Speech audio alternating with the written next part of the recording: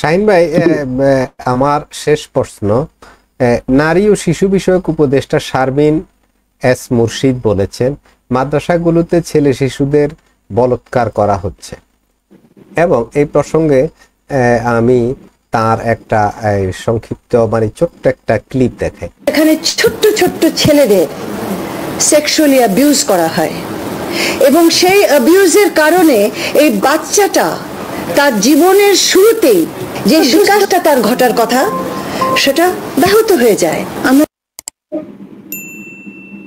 আপনাকে অসংখ্য ধন্যবাদ। শাহিন ভাই, আপনি এই যে শারমিন মুর্শিদের কথা বলছেন, যে আসলে কি আমাদের জনতা শেখ হাসিনাকে আমরা কি হয়তো যে এই জিনিসটা ধর্মীয় ভাবে উনি চাচ্ছিলেন যে আমাদের একটা, যেহেতু আমাদের দেশে মাইনরিটি পার্সন, তারা তারা মনে করেন যে বিভিন্নভাবে একটা সংখ্যালঘু ট্যাগ তারা পাইতো, ট্যাগ পাইতো, এবং তারা বিভিন্নভাবে কি আমাদের ওই যে সংখ্যাগরিষ্ঠ যারা আছেন, মনে করেন যে ইসলাম ধর্মী যারা আছেন, তাদের থেকে তারা বিভিন্নভাবে বিভিন্ন অন্যায় এবং এই যে এইগুলার সম্মুখীন হইতেন। তো এখানে মনে করেন যে এই যে মাদ্রাসাগুলো যেখানে আছে, তাদেরকে একটা সভ্য করার জন্য, সভ্য জাতি হিসাবে গড়ার জন্য আমাদের জনতা শেখ হাসিনার একটা প্রকল্প ছিল, যে প্রকল্পটার মাধ্যমে প্রত্যেকটা মাদ্রাসা, মসজিদ, তাদেরকে কি সরকারিভাবে বেতনের মাধ্যমে, তাদেরকে সঠিক প্রশিক্ষণের মাধ্যমে এই যে অ্যাবিউজিংটা, এই যে চাইল্ড অ্যাবিউজিং, যাদেরকে বলাৎকার, এটা মেয়ে বাচ্চা হইতে পারে, এটা পুরুষ বাচ্চা হইতে পারে, এটা মনে করেন যে সমাজের অহরহ চলছে। এটাকে আমি অস্বীকার মতো দুষ্কর আমার নেই, কারণ কি এই জিনিসগুলোকে প্রতিরোধ করার জন্য শেখ হাসিনা কিন্তু একটা প্রকল্প নিয়েছিলেন।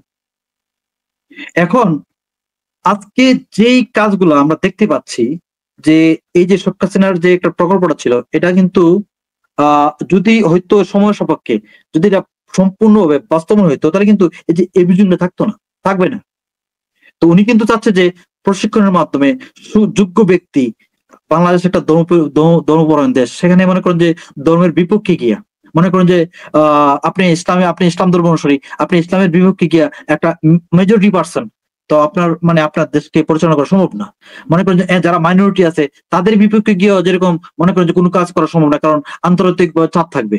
তো এখানে মনে করেন যে একটা সুষম একটা রাজ্য এবং সুষম একটা সমাজ প্রতিষ্ঠার জন্য উনি কিন্তু এই যে এই আলেমদেরকে মৌলবাদের তকমা থেকে তাদেরকে মুক্ত করার জন্য, তাদের জঙ্গি তকমা থেকে মুক্ত করার জন্য উনার একটা আন্তরিক প্রচেষ্টা ছিল। মনে করেন যে আলেমদেরকে যদি তাদের সঠিক তথ্য সঠিকভাবে তাদেরকে পর্যালোচনা না করা যায়, তাহলে কিন্তু তারা এই বলাৎকার তারা তাদের কি থামবে না, এটা রোধ করতে পারবে না। কি যে এই বাচ্চাদেরকে, এখন একজন দেশের একটা নাগরিক, যারা চৌকস নাগরিক আছেন, তাদের বাচ্চা তো আর এই যে মনে করেন যে এরকম ভাবে বলাৎকার হচ্ছে না। বলাৎকার হচ্ছে কার বাচ্চারা? মনে যে আপনার বাচ্চা, আমার বাচ্চা, মনে করেন আমরা যারা গার্ডিয়ান যারা আছি, যারা আমাদের বাচ্চা আমাদের সাথে কি পড়ছে বা তারা কোথায় যাচ্ছে, তাদের খোঁজ খবর রাখি না, ওই ধরনের গার্ডিয়ানের বাচ্চাগুলো কিন্তু আমাদের সাথে বলাৎকার হচ্ছে। বুঝতে পারছেন? তো যেহেতু এখানে একটা বাংলাদেশ মুসলিম প্রধান দেশ, আমি মুসলমানদের প্রতি শ্রদ্ধা রেখে বলছি, আসলে কি যে আজকে আমাদের মৌল সমাজে এই যে একটা যে আমাদের মৌলবীদের যেভাবে একটা মনে করেন যে আমরা যেভাবে মনে করেন যে তাদেরকে উপস্থাপন করছি, আসলে কি এর জন্য কিন্তু আমাদের সমাজ দায়ী। সমাজটাকে দেখেন, একজন আলেমকে তার যে যোগ্যতা, তাকে যেখানে তাকে যে সম্মাননা তাকে দেওয়ার প্রয়োজন, তার চেয়ে আমরা বেশি দিচ্ছি। বুঝতে পারছেন? তার জন্য ওই আলেমরা কি করছে, উনি তো মনে করেন যে উনি জান্নাতের টিকিট বিক্রি করছেন, এবং উনি যেভাবে মানুষকে বোঝাইবেন তিনি এইভাবে বুঝবেন, মানুষরা এভাবে বুঝবে। তো তার জন্য কি তিনি একটা মিস ইউজ করছেন, একটা ক্ষমতা মিস ইউজ করছেন। আমরা যে তাকে ভালোবাসি, ভালোবাসাটা একটা ইউজ করছেন এখানে।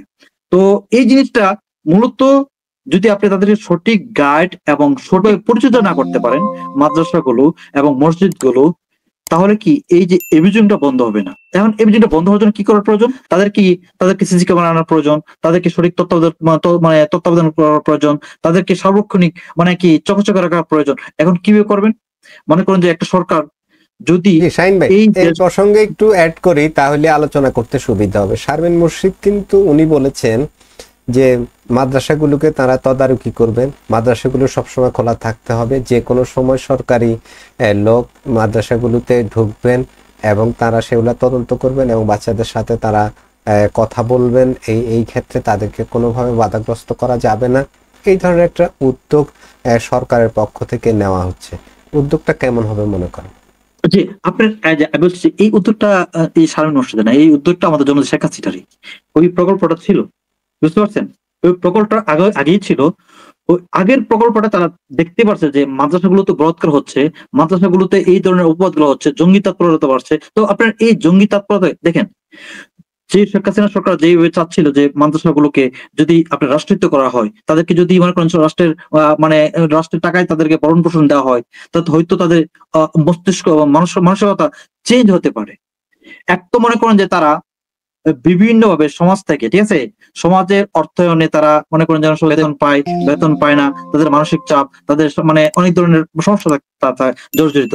ওই সমস্যার জন্য কিন্তু অনুষ্ঠিত আছে যে সমস্যাটা আমাদের বাচ্চাদের উপর প্রভাব ফেলে। তো ওই প্রভাবটা মুক্ত করার জন্য কিন্তু আমাদের জনতা শেখ হাসিনা এই যে মানে এই যে মানে আপনার মানে পদক্ষেপগুলো নিতে যাচ্ছিলেন, হয়তো এটা মানে যেহেতু বাংলাদেশ কিন্তু মানে বিভিন্ন শাহিন ভাই তখন সরকার কিন্তু এই ধরনের পদক্ষেপ নিলেও এটা হেফাজতে ইসলাম সহ ওদের যে আরো সংগঠন আছে, ওদের চাপের কারণে সরকার কিন্তু এই পারেনি। তবে এখন জি, তো আমি এই যে 5 আগস্টের পরে দেখতে পেলাম এই যে মাদ্রাসার প্রতিষ্ঠাতা গুলা, এরা মনে করেন যে অধিকাংশ হেফাজতের, অধিকাংশ জামাতের, অধিকাংশ এই ধরনের মনে করেন যে যারা মনে করেন যে একেবারে মানে ক্ষমতাকে কুক্ষিগত করার জন্য যারা মৌলবাদের অক্ষরে আখড়া, তো তাদের দ্বারা ওই যে মানে প্রতিষ্ঠিত, যার জন্য তারা কি তৎকালীন সময়তে তারা এই কাজটা করতে পারেন নাই।